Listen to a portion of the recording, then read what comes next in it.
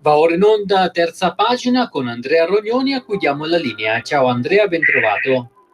Ciao carissimo, buona Padania, buona Benacchi a tutti. Io mi trovo sul lago di Como perché la giornata era propizia per una promenade nei posti più belli del lago più bello del mondo. E allora mi trovo qui naturalmente per visitare anche mostre, ma non è quello di cui voglio parlare direttamente, perché oggi parleremo soprattutto di due eventi: il 75esimo della D-Day, che è appunto 75 anni da quello sbarco in Normandia, benedetto maledetto, secondo i punti di vista, ma sto scherzando, chiaramente un avvento che è stato molto importante per la storia del mondo. Ma anche parleremo, prendendo spunto da un articolo che è uscito su Libero dell'altro ieri, perché il concetto di patria si è sbiadito negli anni, e chi lo ripropone oggi lo fa con uno spirito molto diverso rispetto al passato. Prima però qualche annuncio. Vediamo, domani c'è un convegno a Spirano organizzato da Terra Insubra e Fondazione Gilberto Netto, dal titolo In lotta contro Roma, presso il centro Varisco, in via Misericordia a Spirano, in provincia di Bergamo. Dura tutta la giornata, dalla mattina alla fine del pomeriggio, con interventi come al solito autorevoli, da Stefano Bruno Galli, assessore alla tutela generale, fino a Gianluca Marchi, che tra le altre cose intratterà anche sul concetto vieto o non vieto di Padania.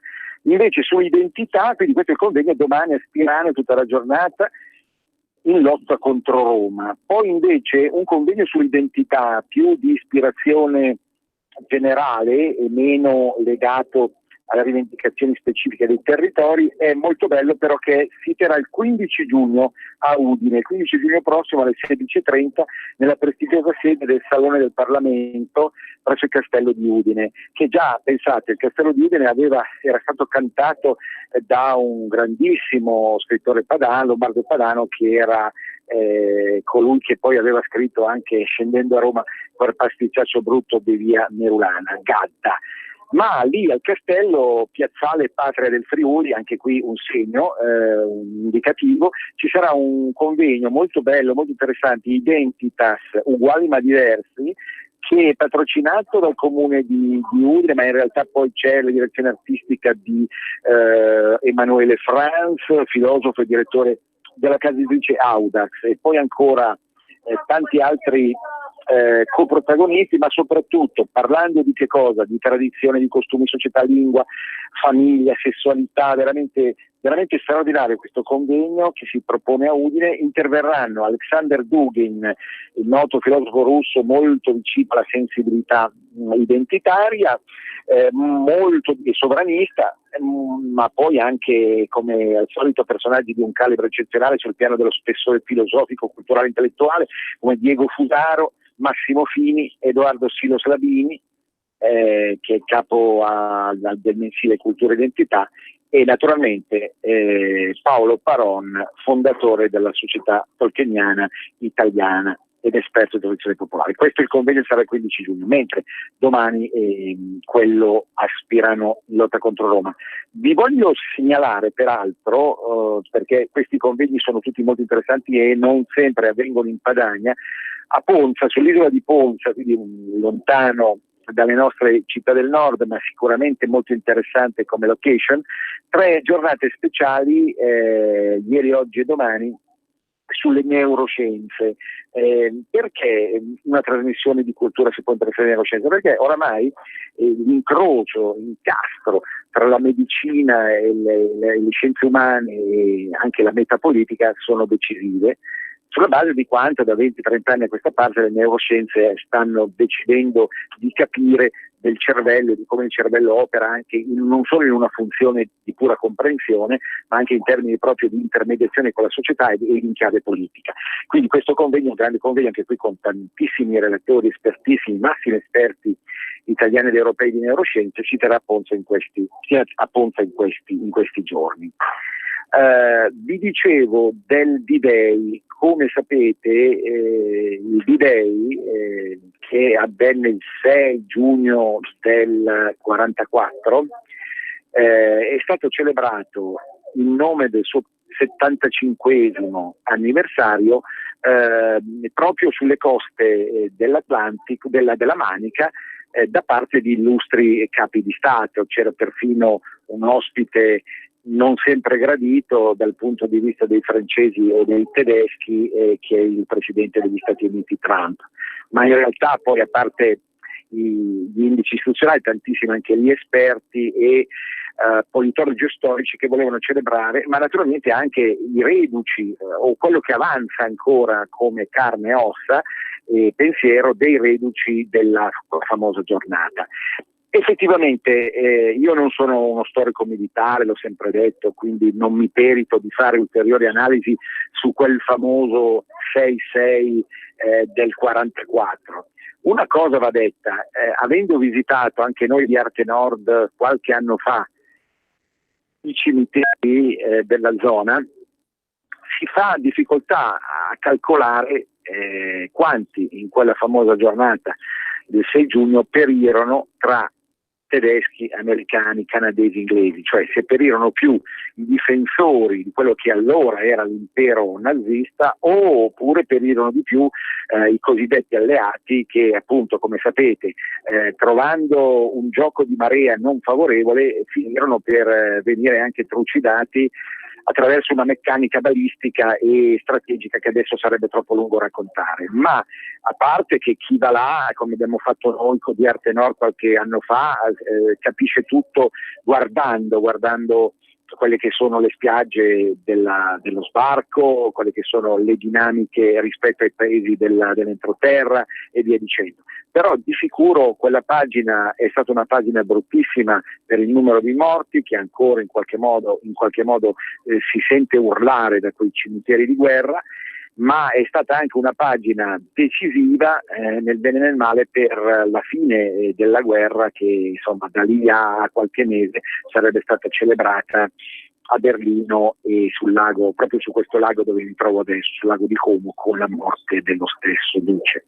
Ma il D-Day, con tanto di cerimonia che abbiamo visto tutti, la presenza stessa di Trump che è stata vista, è stata masticata come una volontà comunque di tenere ancora bada ad un'Europa cancerosa, in stato oramai di prostrazione e di sfinimento, è apparsa a tutti come un segnale che quel passato che non passa, quell'antico oramai 75 anni, diciamo 3/4 di secolo, passato che non passa, ha ancora alla fine qualche cosa da dire.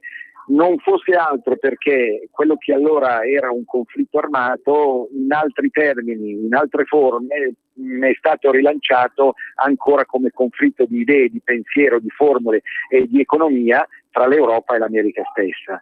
E per questo, appunto, come tutti dicono, le guerre non vengono poi vissute con le armi, ma con altri mezzi, e sappiamo tutti che qualcuno ci rimette sempre.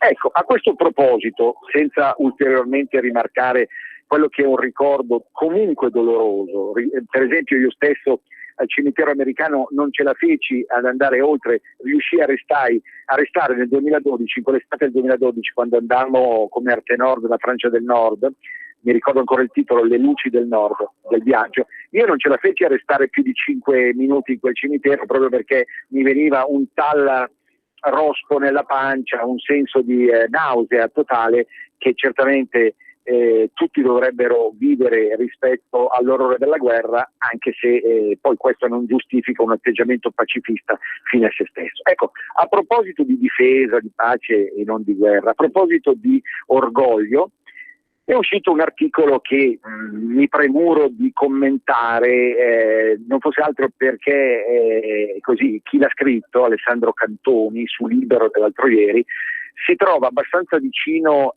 non alla mia sensibilità in assoluto, ma a quelli che sono i miei interessi di questo momento, di questo periodo, cioè cercare di capire qual è il vero rapporto fra il concetto di matria e il concetto di patria. Ma appunto il titolo dell'articolo di Libero in pagina cultura dell'altro ieri era: perché il concetto di patria si è sbiadito negli anni. la scuola non parla più di radici nel timore di rintuzzare sentimenti nazionalisti, e lo stesso PD si erge difensore dell'Europa dimenticando l'appartenenza territoriale. Questo era il titolo. Poi leggendo, andava letto assolutamente, non fosse altro perché la collocazione in cultura dava subito l'impressione che chi l'ha scritto, Alessandro Cantoni, volesse anche arrampicarsi giustamente verso vette di sapore filosofico e metapolitico, quali ci piacciono a noi, no? Sapete? Ebbene, lì leggendoci si scorge quanto poi nella realtà alcune impressioni che ho ricevuto io non siano, come intellettuale leghista, non siano lontane da impressioni, spunti, gusti, prospettive, orientamenti, rimemorizzazioni di personaggi come il Cantoni, che sicuramente non si può definire leghista. Perché? In che senso? Ma perché lui alla fine fa un ragionamento che è giusto e sacrosanto e appartiene forse per certi aspetti alla realpolitik più che alla filosofia, ma alla filosofia approda necessariamente. Il ragionamento è questo: siccome tutti gli universi politici ideologici o paraideologici, classici o anche moderni, non hanno più preso in considerazione il concetto di patria, il movimento che ha finito per assumersi la responsabilità, attenzione, la responsabilità di trattare questo argomento, non esaltarlo, ma tornare a trattarlo in termini seri, di ragionamento che non è privo di esiti concreti, ma parte da una profonda riflessione, è proprio la Lega. Paradosso della storia, certo. Paradosso perché sappiamo tutti quali sono le radici e le origini della Lega, del leghismo, ma non dobbiamo pensare che sotto questo punto di vista esista una contraddizione ineliminabile. Perché appunto nel momento stesso in cui, lo scrive il Cantoni, ed è la prima parte dell'articolo, l'articolo è ben delineato in 3 parti. La prima parte cerca di capire perché il concetto di patria è entrato in crisi. Nel momento stesso in cui il mondo comunista, post-comunista, democratico, radical chic continua a vedere in una dimensione internazionalista che oramai si è abbeverata alla fonte del migrantismo, dell'associazionismo solidale, ma evidentemente ancora in senso di sfida nel concetto di patria classica, nel momento in cui anche scrive il Cantoni o fa capire, io vi traduco le sue parole perché ogni giornalista poi ha un suo metodo, un suo stile che va sempre tradotto anche per il nostro mondo, di cui anch'io mi pasco, no? Ma bene, lui dice, e il mondo cattolico? Il mondo cattolico, signori, anche lui ha finito per rinnegare in tutte le maniere. Scusate i rumori di sottofondo, no? Sono i soliti motociclisti del sabato e della domenica che aggrediscono il lago di Como. Ma in ogni caso, voglio dire, siccome il mondo cattolico, il mondo cristiano si è allontanato dal nazionalismo, partorendo insomma una sorta di neomissionarismo alla rovescia, che tende appunto ad accogliere e a ricevere a tutti i costi, costi quello che costi, tutto quello che arriva dai luoghi più lontani possibili del mondo, ecco allora che qualcuno si doveva assumere la responsabilità di riprendere in considerazione il concetto di patria.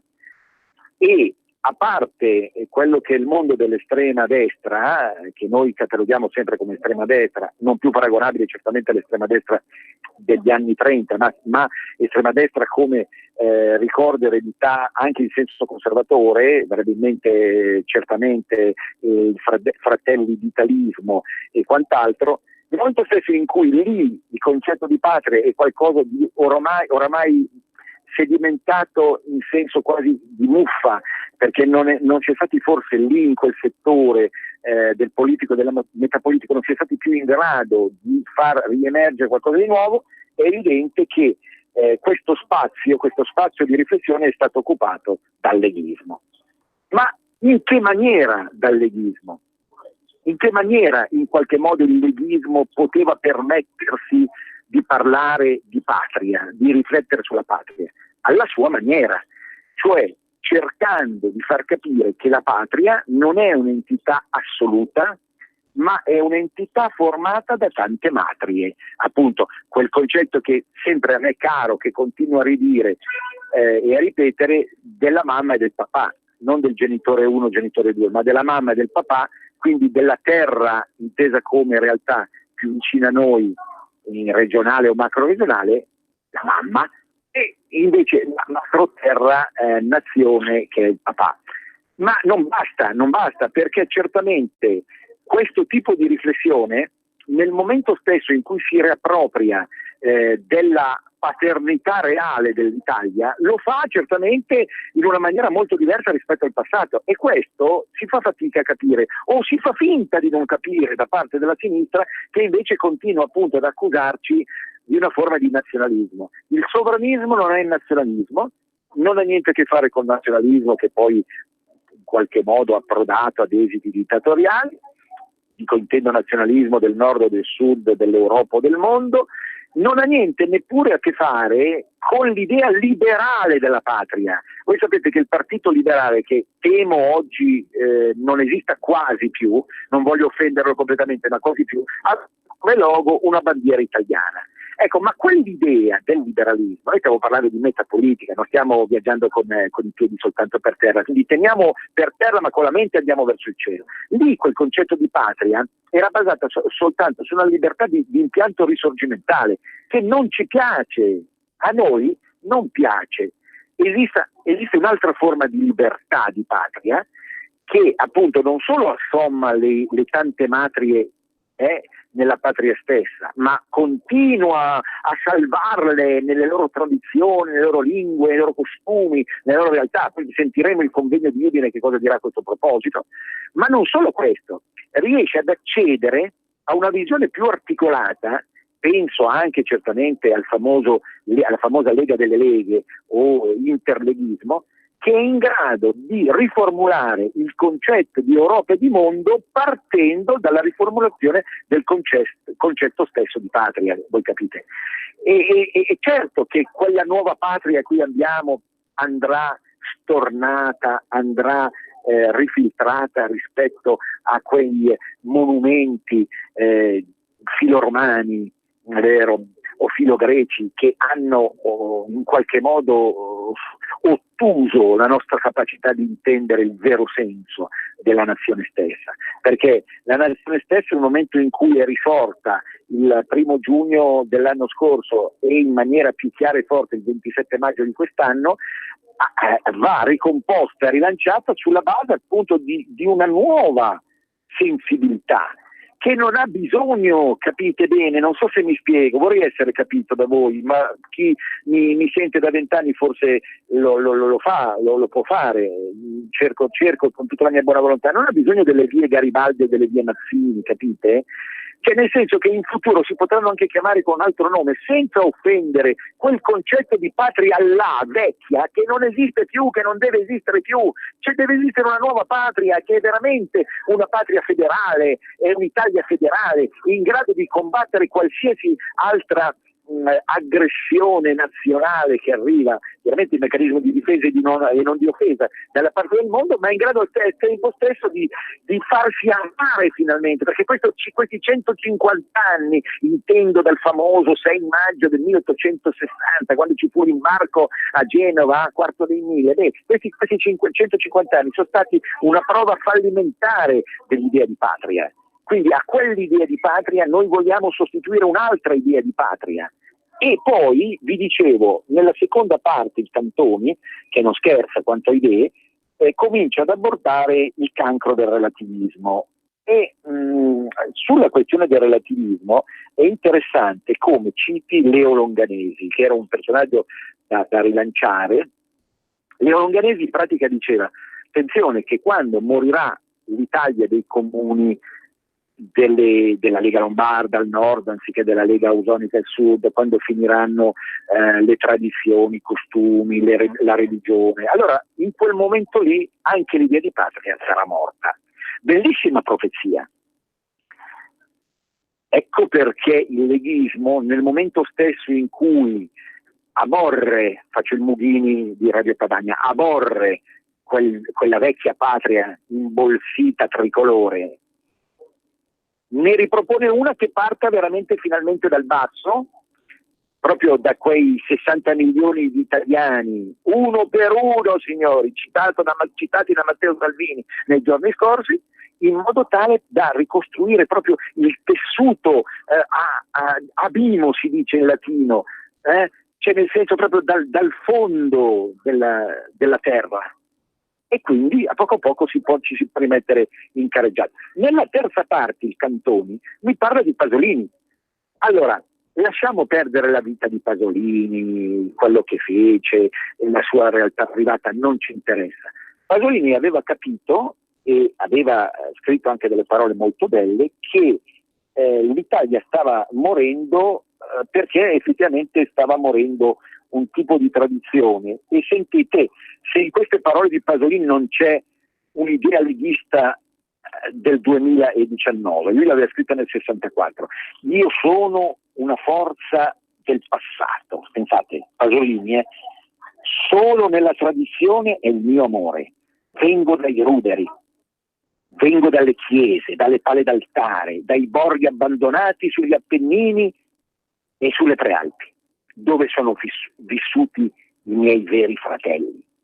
Giro per la Tuscolana come un pazzo, per l'Appia come un cane senza padrone. O guardo i crepuscoli, le mattine sulle città, sulla Padania e sulla Ciociaria, sul mondo, come i primi atti del dopostoria, cui io assisto per privilegio d'anagrafe dall'orlo estremo di qualche età sepolta, mostruoso e chienato dalle viscere di una donna morta. E io, feto adulto, mi aggiro più moderno di ogni moderno a cercare fratelli che non sono più. Queste sono le facce del nuovo legismo, signori, queste dovremmo scrivere sulle nostre bandiere, perché c'è chi 50 anni più fa aveva profetizzato che bisognava far morire una certa patria per farla rinascere una nuova patria. Ecco, una nuova patria che finalmente prenda un basso, come i signorini Garibaldi e Mazzini volevano fare.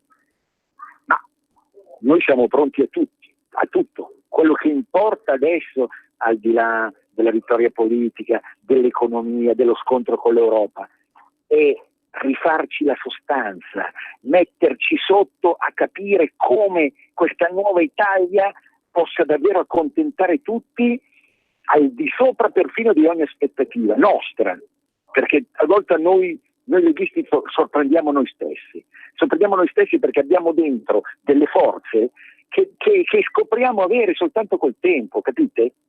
Caro regista, siamo al termine? Sì, sì, Andrea, lo spazio è terminato. Leo è stato un lapsus perché Leo Sigel sarà il conduttore che ti seguirà tra poco, che sta entrando proprio nei nostri studi in questo momento. Ma per quanto riguarda la terza pagina, siamo veramente al termine. Benissimo, quindi mi raccomando, vi avevo preannunciato che era arrivato il tempo delle riflessioni dopo la sbornia in senso positivo elettorale. Adesso procederemo diritto alla meta vera, che è la vittoria del pensiero prima ancora che dell'azione. Un grande abbraccio per tutti. Venezia risorga Venezia per sempre, a risentirci. Avete ascoltato Arte Nord. Ciao Ruspa, come butta? Guarda che sei in onda! Donare il 2 per 1000 alla Lega è importante per i progetti di Matteo Salvini? Sì, la gente lo sa. Sa pure che D43 è il codice da scrivere sulla dichiarazione dei redditi. Sì, D43! Lo sa. E che se lo dici al suo commercialista fa tutto lui. No, Ruspa, questa non possiamo dirla in radio. D43 è una sigla importante. Serve a dare più forza ai progetti che Matteo Salvini vuole realizzare. Quest'anno il 2 per 1000 donalo alla Lega di Matteo Salvini. Dillo al tuo commercialista. Donare il 2 per 1000 alla Lega è un'ottima azione. www.2per1000lega.it